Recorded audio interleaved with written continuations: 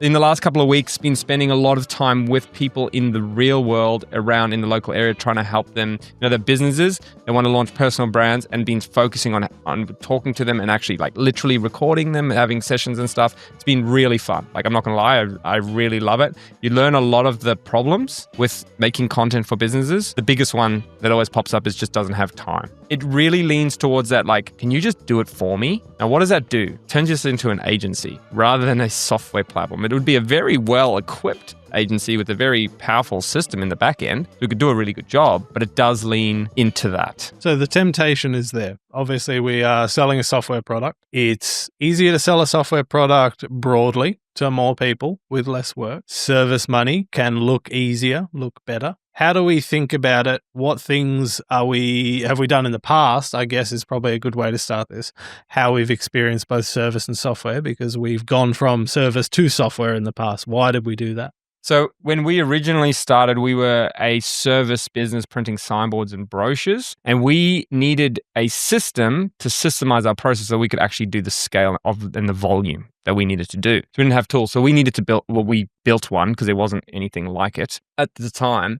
And that was the unlock, but it took like 5-6 years to get to where the software platform made more money than the service. But you also were there the whole time, so you knew how much of a distraction the service was from the software. So right now we've got the temptation of like, oh, there's easy money on the table. We could just go take some service stuff. But we spent 5 years suffering through trying to uphold really high quality standards with physical goods and with physical people on site doing things that you kind of forget about, because it was much easier to sell. You just walk into a shop and say, I've got the thing that you normally buy. Can I sell it to you cheaper and for better service? Wow. Yeah, I'll take that any day. That's an easy sell. However, we did move to software because we knew that it just couldn't, like, you can't scale it in the same way.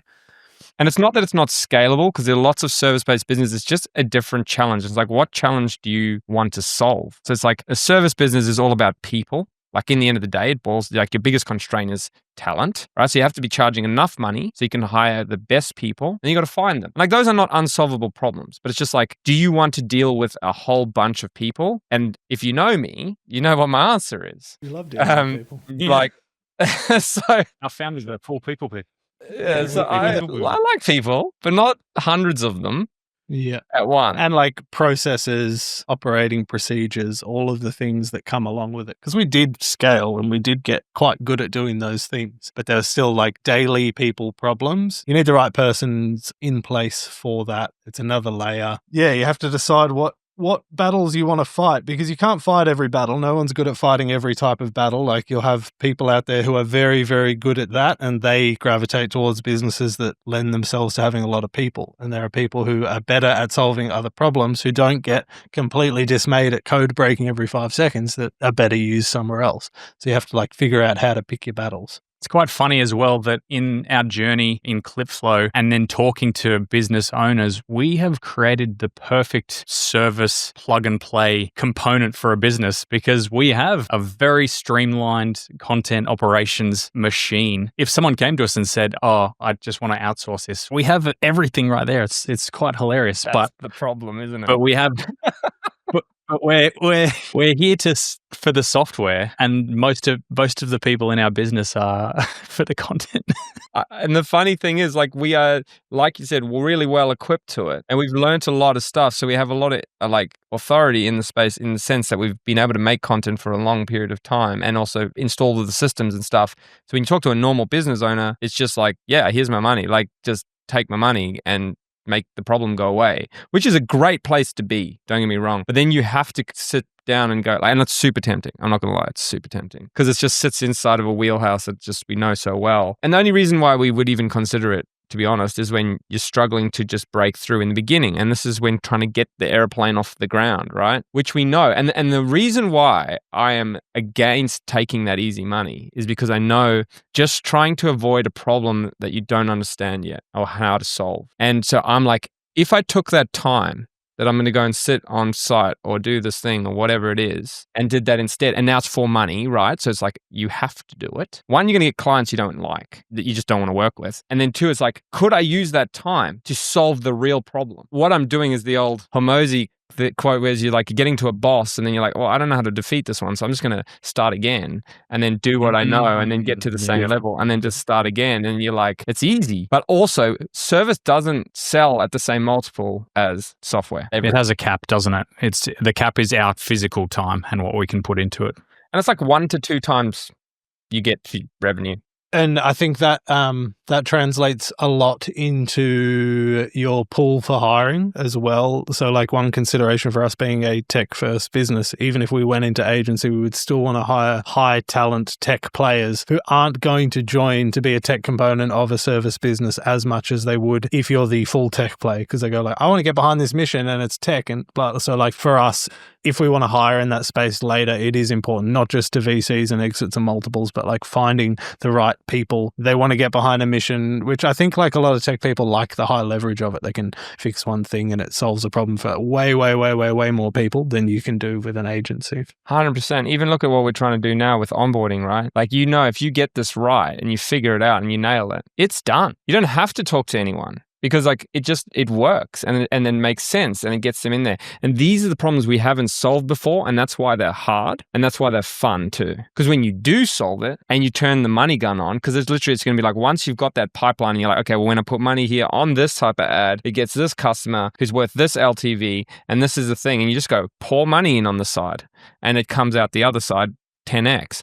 That's going to be the fun time. But you're not going to get that doing service because you're going to go, I got another client. Now, how do I fulfill? You're going to have fulfillment problems. Software doesn't have that. So it has leverage, which is what I think is the cool part about software. And don't get me wrong, I am still going to be making content on the ground with real businesses because it unlocks things you can't see if you're just dealing with people over the phone. So you can see what problems are and then and for me, it's like, cool, I can refer someone in. I can get someone who does do this videographer role, but at the same time setting up your back end, which is ClipFlow, to help you deal with those people and work together. And then I go, oh, cool, when there's a problem in the videographer, this is how they communicate. Oh, cool, let's build that feature or let's do that. So it's very good to be in there, but not me physically or someone in the team having to go and do that every time for money. Because when you have a different relationship. When you're doing it to help someone out, it's very different to when they pay you money. Different expectations. I also worry, or not worry, but think a lot about everything we're doing with ClipFlow, like even just the onboarding, the stuff that we're doing there,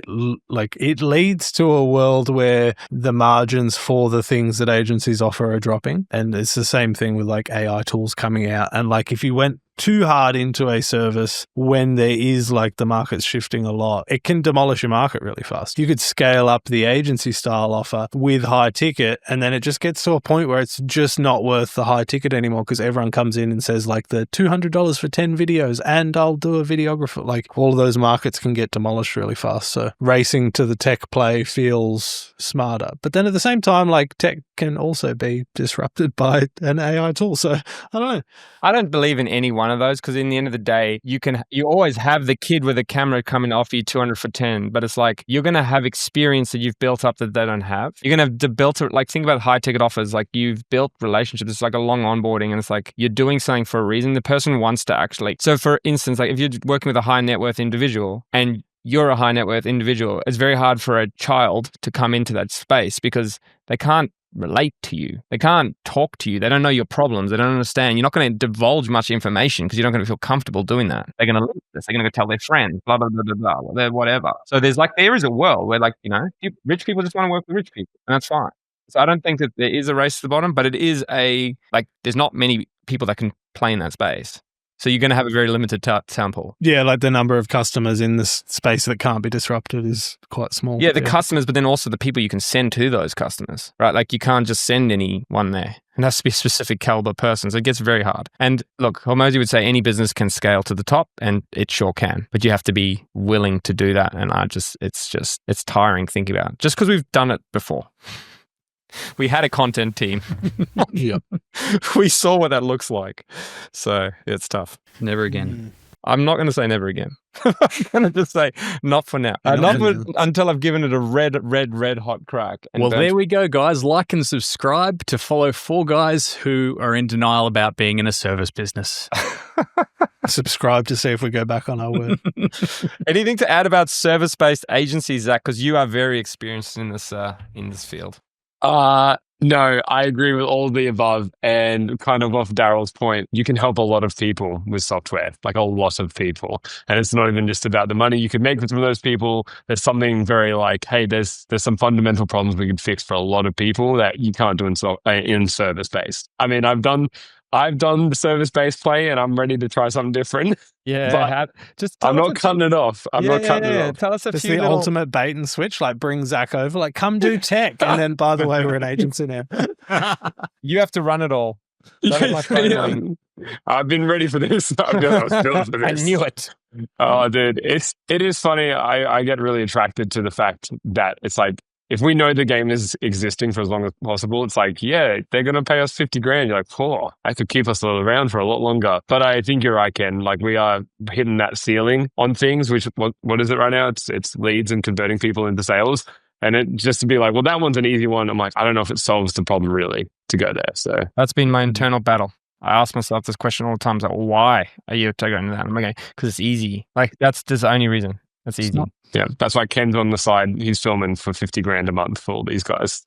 He's like, yeah, it's not worth it, reach guys. Reach out in my DM if you are a high net worth individual. Reach out in my DM. I'll come make the content with you. Drop agency down below. Ken will reach out to you. Yeah. Or if you are an agency, let us know because we'll refer you. We can refer you to agencies. Yeah. So that's probably a decent one-liner then, is like, if you're trying to figure out if you're making the right choice going one way or the other, really think about, are you doing it because you think it will be easier? Because if you are, it's probably the wrong choice. Yes. Mm-hmm.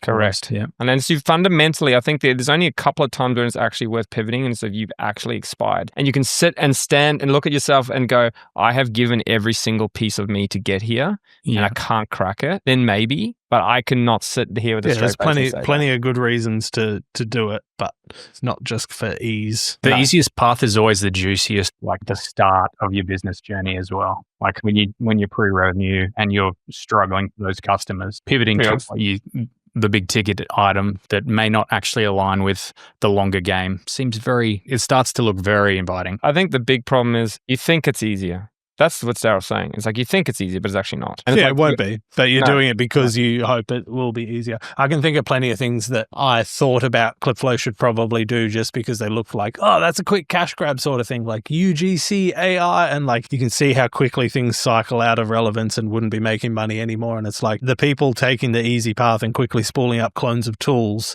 they are not most likely going to make it because they don't stick with it, because they'll swap to the next easiest looking thing, and they swap again and then swap again and swap again. Zach said it. Longevity is the ultimate play. Brian Johnson was right. Good luck, editors, trying to chop this one down into something nice, but as they say, catch ya on the next one. That's the caption we needed to hear.